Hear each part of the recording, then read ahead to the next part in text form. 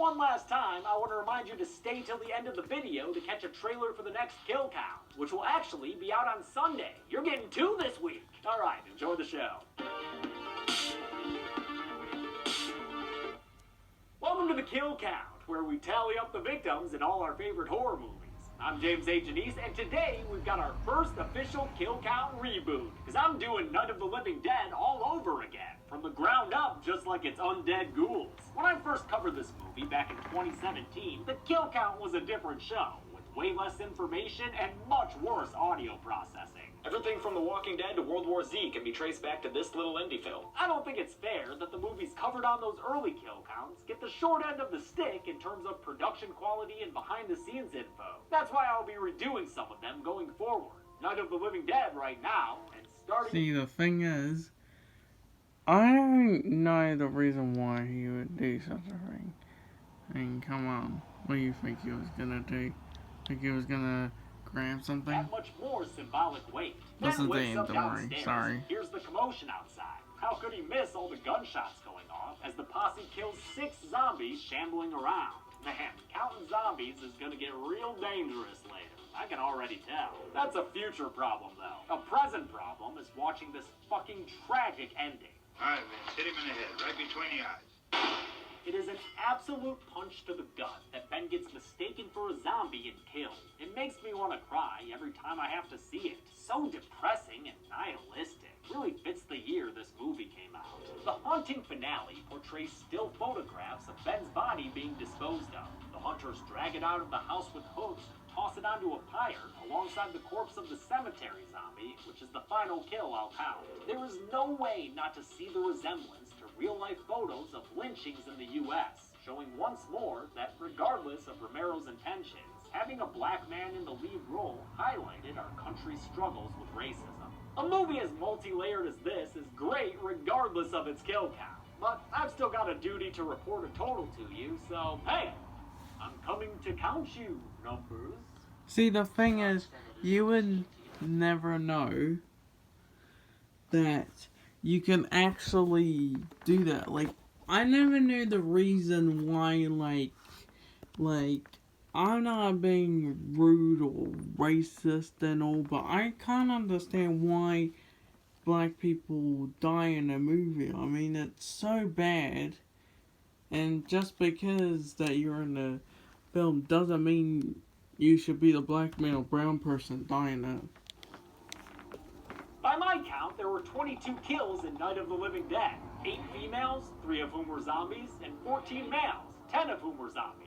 That's a lot of dead flesh baked into our pie chart. With Yeah, time of lucky we're from minutes, America. That left us with a kill on average every 4.36 minutes. I'll give the Golden Chainsaw... This came out in 1968, by the way. I can't imagine seeing this kill on the big screen in 1968. It must have been a real assault on the senses. Completely disturbing. I love it. Dog machete for lamest kill will go to Johnny. Even as a kid, I was like, wait, what the fuck? He's dead? And hey, maybe I should have done this before with other zombie movies, but let's make a new award to highlight the best the undead has to offer. I'll give the inaugural Coolest Corpse Award for Best Zombie to the Cemetery Zombie. He's the first one we see. His jolting zombie movements are great, and he scores the first kill in the movie. It's like electing Washington as the first president. I kinda have to do it.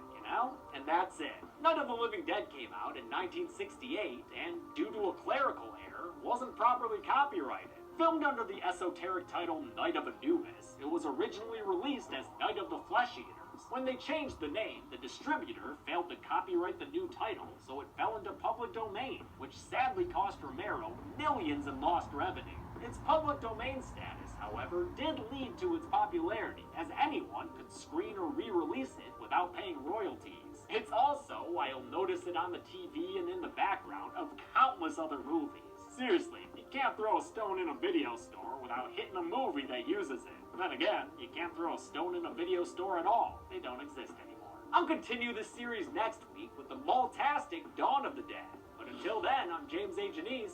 This has been Kill Count. On next. Kill Count. Now that you know where zombies came from, let's have a little fun See, with Sean them across dead. the pond.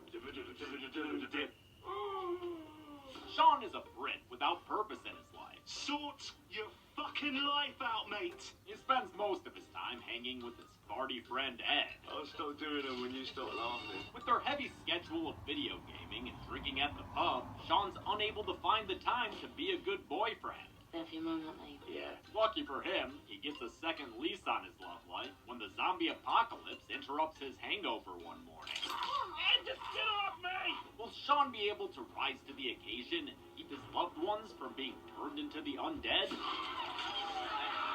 Or will his big plan to save everyone amount to having a pint at the pub? It could be both. It could be neither. Fuck a doodle-doo. Find out this week by watching the classic zombie comedy Shaun of the Dead. And on Sunday, tune in for the kill count on Dead Meat. Yeah, boy! Shaun of the Dead. Yeah, we watch our picture screen platform thing with yourself as kill count. Anyway, film. Thanks a lot for watching this week's Kill Count. I want to thank some patrons like Kern Dolan, Dominic Cipolo, Chloe Scott, Garrison Rucker, Jonathan Cedarlund, and Sam Farmer. Big thanks to Chelsea for making these fake 2x4s to nail up against the set. That's right, before we do Dawn of the Dead, we're gonna do Shaun of the Dead. Because some people on YouTube don't like old movies, so let's give them something a little newer. Also, Shaun of the Dead is just really fucking good. Thanks everyone. Be good people.